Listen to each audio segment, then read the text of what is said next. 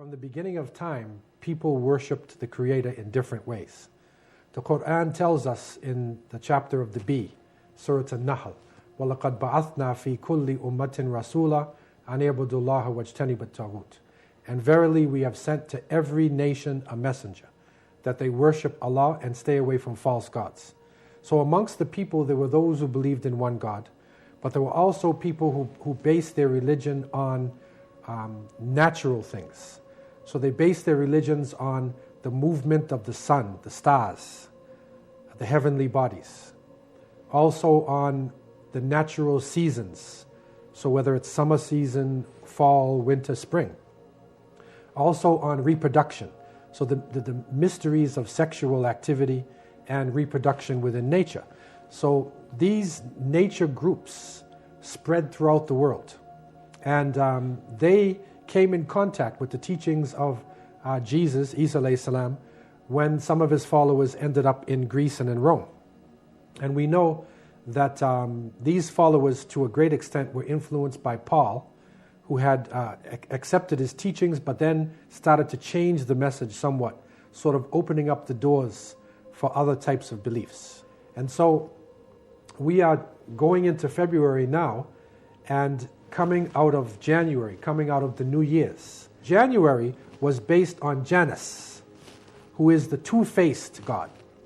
He's got one face of spirituality and another face of materialism. And that's the hypocritical nature of the New Year's celebration.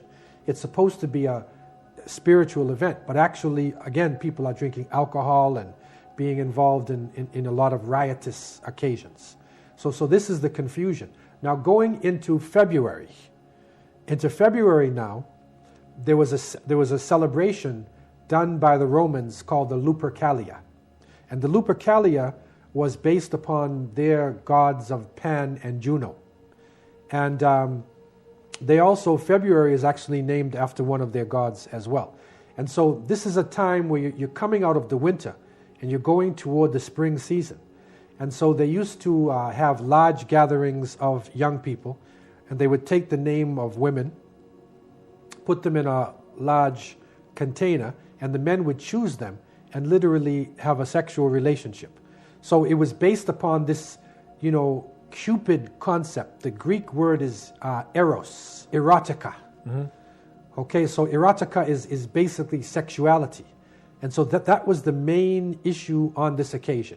And this is where you get cupids from and hearts and things like that, because this is actually the ceremony of, open sexuality.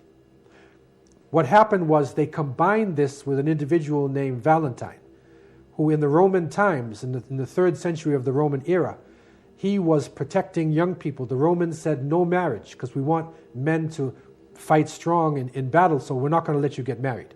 Valentine, a religious priest, he disagreed with this. They put him in jail. He went against the state.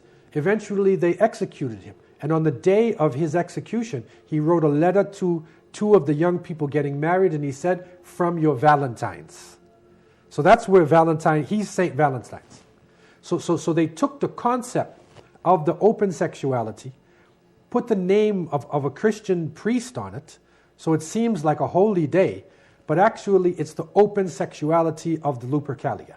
And that is the dangerous thing for Muslims and people of conscience to get involved in this, because what happens is pornography, erotica, this overcomes everything else. So it seems like it's innocent. It's like they say, a wolf in sheep's clothing. It seems like it's innocent because Valentine was protecting young people. But the reality is, it is an occasion where more people commit fornication and adultery, where rape happens, unwanted pregnancy. It is actually a dangerous time. You will see in many of the movies today, erotica is an overriding concept. So the movie stars are in space and they're fighting aliens and someone falls in love. They're under the ocean fighting a beast under the ocean, someone falls in love. They're playing baseball or basketball, somebody falls in love. Every movie they're falling in love. Why? Erotica. So erotica is this concept coming out of the Greek culture that pushed the people towards loose, open sexual relationship. And this, of course, is very destructive to society. Not only is it going against, the law of God, but secondly, it creates unwanted pregnancies, sexually transmitted diseases. It is one of the big problems and plagues in the world today when people do not organize their life, take responsibility for their sexuality. There's a lot of damage that actually comes along with it, especially for the women. And so therefore, we're saying to Muslims, don't play around with the devil. Don't play around with evil things and think that it is sport and play.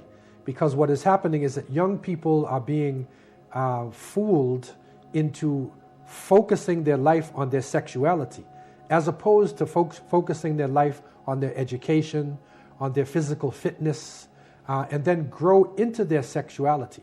This is how societies develop themselves over the centuries. And of course, the last revelation, of the Quran brought us the beautiful example of the husband and the wife and the family, and how people can protect themselves, and how sexuality can actually be a beautiful thing. It can be a halal, permissible thing, and not something wild and uncontrolled.